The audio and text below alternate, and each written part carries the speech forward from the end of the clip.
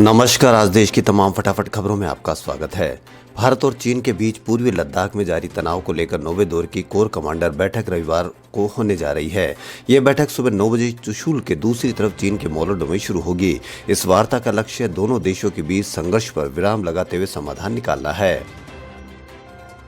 जनवरी के आखिरी दिनों तक उत्तर भारत के अधिकतर राज्यों में ठंड से राहत मिलने की उम्मीद नहीं है। भारतीय मौसम विभाग के अनुसार नए पश्चिमी विक्षोभ की वजह से मौसम बदल रहा है।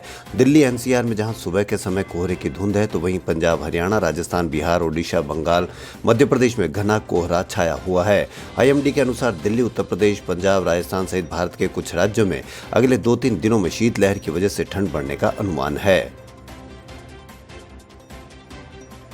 कोरोना वायरस के दैनिक मामलों में उतार चढ़ाव का सिलसिला जारी है। पिछले 24 घंटों में संक्रमण के 14,849 नए मामले रिपोर्ट किए गए हैं। शुक्रवार के मुकाबले आज रिपोर्ट किए गए मरीजों की संख्या में मामूली बढ़ोतरी हुई है। कल संक्रमण के 14,256 नए मामले सामने आए थे। वहीं संक्रमण मुक्त मरीजों की संख्या बढ़कर 1 करोड़ के पार पहुंच चुकी है। किसान संगठनों का कहना है कि ट्रैक्टर परेड राजपथ पर होने वाली परेड समाप्त होने पर दोपहर 12 बजे बाद होगी। किसान नेता कीर्ति सिंह ने बताया कि परेड की तैयारियों की निगरानी के लिए एक केंद्रीय कमेटी बनाई है। संयुक्त किसान मोर्चे के वरिष्ठ नेता अभिमन्यु कौहाड़ ने पुलिस के साथ बैठक के बाद कहा कि दिल्ली पुलिस ने ट्रैक्टर परेड की अनुमति दे दी है। गाजीपुर, टिकरी और सिंघू बॉर्डर के एक साथ ट्रैक्टर परेड शुरू होगी। हालांकि अभी रूट को अंतिम रूप दिया जा रहा है। उधर दिल्ली पुलिस के अतिरिक्त जनसंपर्क अधिकारी अनिल मित्तल ने कहा कि किसानों के साथ वार्ता अंतिम दौर में है। कुछ रूट पर चर्चा हुई है। अपील दायर करने में अत्यधिक देरी से नाराज सुप्रीम कोर्ट ने 2 अलग अलग मामलों में उत्तर प्रदेश और कर्नाटक सरकार पर 25-25 हजार रुपए का जुर्माना लगाया है। शीर्ष अदालत ने कहा कि यह न्यायिक समय की बर्बादी है। Justice Sanjay Kishan Kaul, justice Dinesh Maheshwari, justice Hrishikesh Rai की पीठ ने दोनों राज्यों द्वारा हाईकोर्ट के फैसले के खिलाफ दायर याचिकाओं को देरी के आधार पर खारिज कर दिया। पीठ ने कहा कि दोनों ही मामलों में राज्य सरकार के पास अपील दायर करने में देरी का कोई ठोस आधार नहीं था। दुनिया के सबसे बड़े लोकतंत्र की नुमाइंदगी करने वाले चुनाव आयोग मतदाताओं को शानदार तोहफा देने की तैयारी में है। देश के मतदाताओं को 25 जनवरी को मतदाता दिवस के मौके पर electronic electrics vote identity app photo का उपहार मिलेगा। इसकी मदद से मतदाता पहचान पत्र को डिजिटल रूप में रखा जा सकेगा। ई इपिक में एक तय प्रक्रिया और कुछ नियमों का पालन करना होगा। केंद्र सरकार ने शनिवार को कहा कि देश के 9 राज्यों के पोल्ट्री फार्मों के पालतू मुर्गियों में बर्ड फ्लू फैलने की पुष्टि हो चुकी है। इन राज्यों में उत्तर प्रदेश, हरियाणा, पंजाब, उत्तराखंड, महाराष्ट्र, मध्य प्रदेश, केरल, गुजरात और छत्तीसगढ़ शामिल है।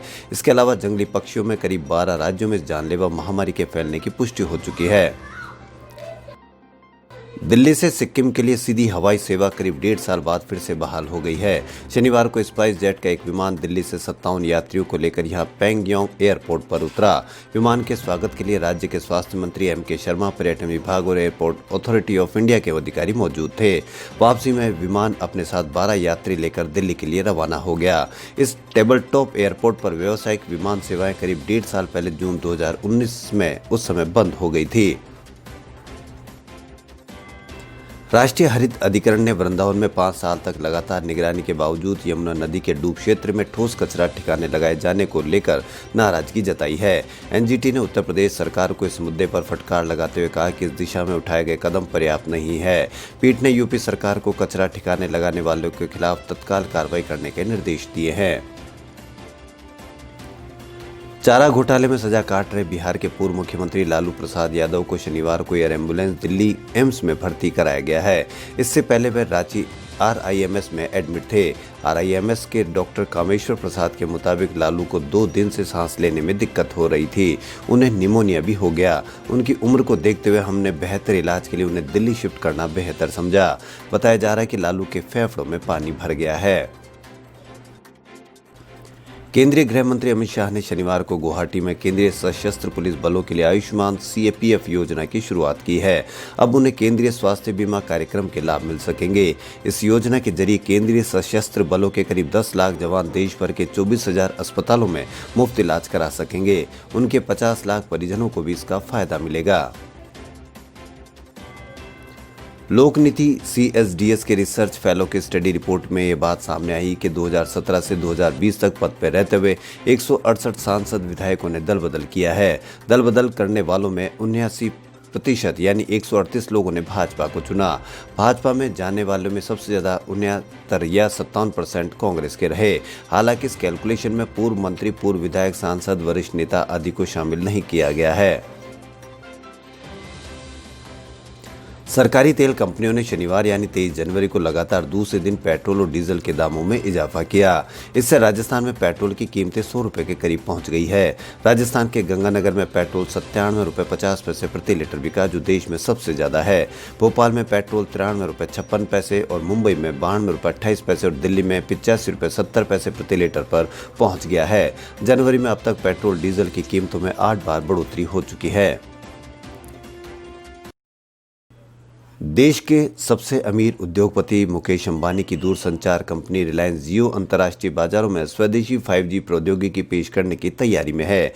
कंपनी ने एक विज्ञप्ति में इसकी जानकारी दी। रिलायंस इंडस्ट्रीज के चेयरमैन मुकेश अंबानी के हवाले से विज्ञप्ति में कहा गया है कि रिलायंस जियो अपने स्वदेशी 5G प्रौद्योगिकी को भारत के साथ साथ दुनिया भर के बाजारों में उतारने को तैयार है। अंबानी ने कहा कि दुनिया भर को 5G प्रौद्योगिकी किफायती दामों में उपलब्ध कराई जाएगी। स्वास्थ्य मंत्रालय ने शनिवार को कहा कि 7 और राज्य अगले सप्ताह से स्वदेशी तौर पर विकसित कोवैक्सीन टीका लगाएंगे।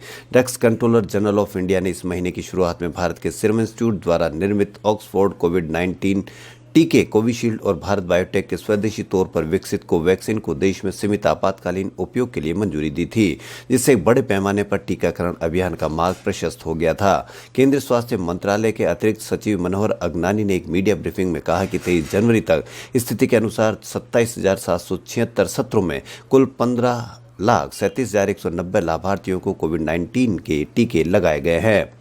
खबरों फिलहाल इतना ही। यदि आपको हमारा चैनल पसंद आए तो लाइक, सब्सक्राइब और शेयर अवश्य करें। धन्यवाद।